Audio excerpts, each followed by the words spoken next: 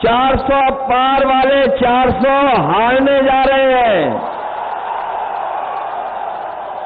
उन्होंने जब नारा दिया था हमारे साथियों।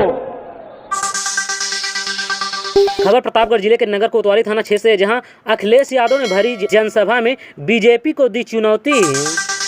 दोस्तों, जानकारी के लिए आप लोगों को बता दें, समाजवादी पार्टी के राष्ट्रीय अध्यक्ष अखिलेश यादव ने गुरुवार को शहर के जीआईसी परिसर में हुई जनसभा को संबोधित करते हुए कहा कि भाजपा ने जनता को धोखा दिया था। जनता हिसाब किताब बराबर करने पर उतर आई है। हर चरण में जनता का गुस्सा बढ़ रहा है। 7वें चरण पर गुस्सा 7वें आसमान पर होगा। 400 पार का नारा देने वालों को देश की जनता 140 में सिमटाने जा रही है। कहा कि डबल इंजन की सरकार में लखनऊ दिल्ली के इंजन टकरा रहे हैं। सपा प्रत्याशी डॉक्टर एसपी सिंह पटेल के समर्थन में हुई इस सभा में उन्होंने कहा कि अब शहजादे शाह के साथ मात भी देने जा रहा है। अखिलेश यादव ने कहा कि इधर थोड़ा मौसम बदल रहा है, चुनाव का मौसम भी बदल रहा है। 400 पार का नारा देने वाले 400 हारने जा रहे हैं। 543 सीट में 140 करोड़ जनता उन्हें 140 पर सिमटा देगी। फिर बोले, सुना है यहाँ भाजपा प्रत्याशी की आंख से आंसू निकल आए। भाजपा वाले जनता की छठी इंद्री नहीं जान सके। 10 साल से हर वायदा झूठा निकला। आज डबल इंजन की सरकार में दिल्ली लखनऊ का इंजन आपस में टकरा रहा है। दिल्ली वालों ने सामान बांध लिया है, कुछ बचने वाला नहीं है। अखिलेश यादव ने कहा कि भाजपा सरकार में किसानों को, नौजवानों को धोखा मिला है। छात्र परीक्षा देकर घर आया, पता चला पेपर लीक। कहा कि सरकार में जानबूझ पेपर लीक कराया जाता है ताकि रोजगार देना ना पड़े। परीक्षा रद्द होने से 60 लाख युवा नौकरी से दूर हैं। भाजपा का उनके परिवार का 1 करोड़ 80 लाख वोट कम हो गया है। इस लिहाज से हर लोकसभा क्षेत्र में भाजपा का 2,25,000 वोट कम हुआ। सरकार ने लाख में 1/3 जीवन बर्बाद कर दिया। सेना की नौकरी 4 साल की करके आधी अधूरी कर दी। अब की बार सरकार में आए तो पुलिस की नौकरी भी 3 साल की कर देंगे। उन्होंने कहा कि खाद की बोरी से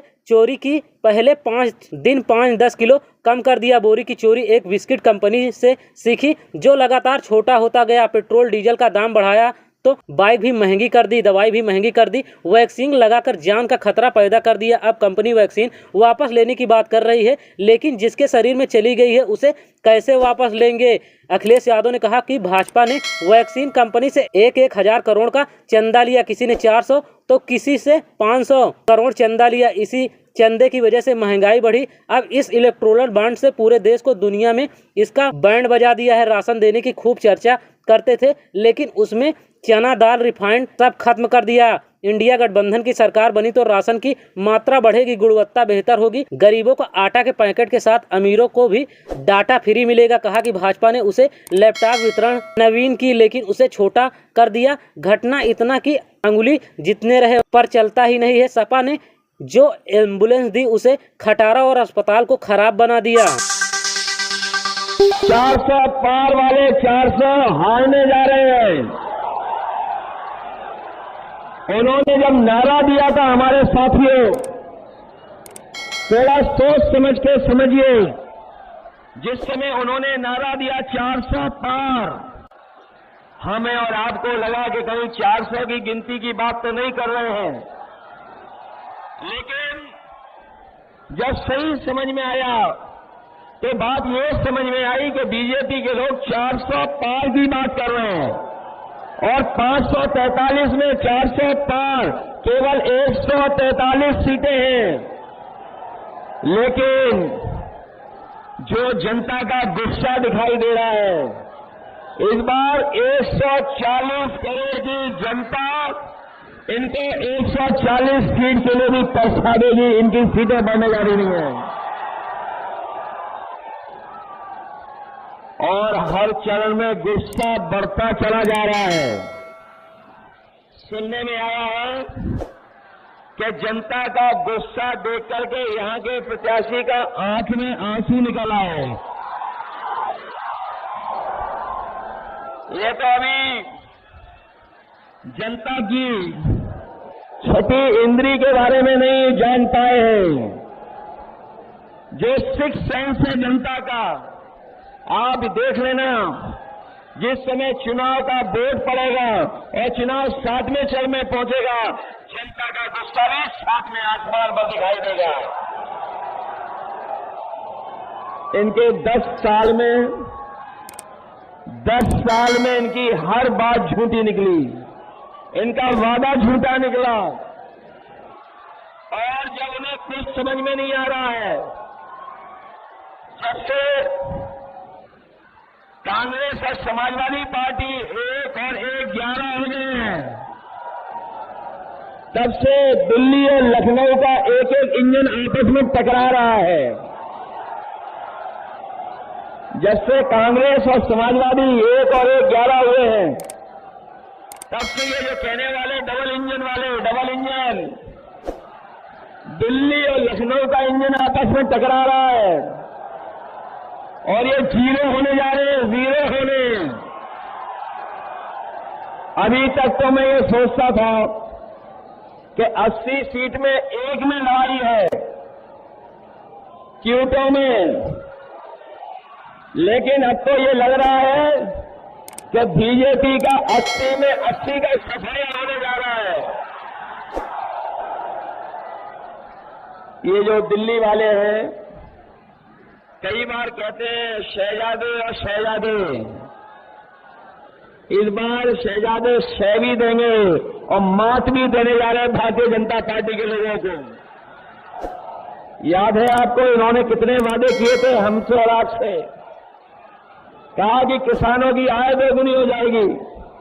बताओ हमारे प्रतापगढ़ के किसान भाइयों, किसी भी किसान की, गांव में रहने वाले नौजवान, उनके परिवार की जो खेती बाड़ी से जुड़े हैं, किसी की आय दोगुनी नहीं हुई।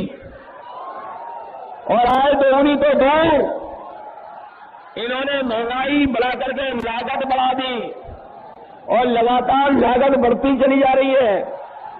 चाहे वो डीजल हो, पेट्रोल हो, खाद हो और चाहे कीटनाशक दवाइयां हो, यहां तक जब किसान को डीएपी खरीदने के लिए जाना पड़ा बाजार में, तो इन बीजेपी वालों ने नैनो यूरिया जबरदस्ती खरीदवा दी, नैनो यूरिया खरीदवा दी। जो लोग जानकार होंगे वो जानते होंगे, जिस तरीके से उद्योगपति भारत छोड़ के चले गए थे, उसी तरीके से नैनो यूरिया वाले भी भारत छोड़ करके चले गए हैं। और दिल्ली वालों ने तो दिल्ली से अपना सामान बांध लिया है और ये सब 6वें 7वें वाले चुनाव में आ गए हैं। वो जानते हैं अब दिल्ली में कुछ बचने वाला नहीं है, बदलाव की हवा चल रही है, इसलिए सब सामान बांध लिया है। और जो जनता को धोखा दिए थे, इस बार जनता भी उनसे हिसाब किताब करने जा रही है अपने वोट से। जहां इन्होंने किसानों को धोखा दिया था, वही हमारे नौजवान जानते होंगे कि कोई भी इस सरकार में परीक्षा हुई, हर परीक्षा का पेपर लीक हो गया और जब नौजवान घर लौटा तो उसे पता लगा कि परीक्षा रद्द हो गई है।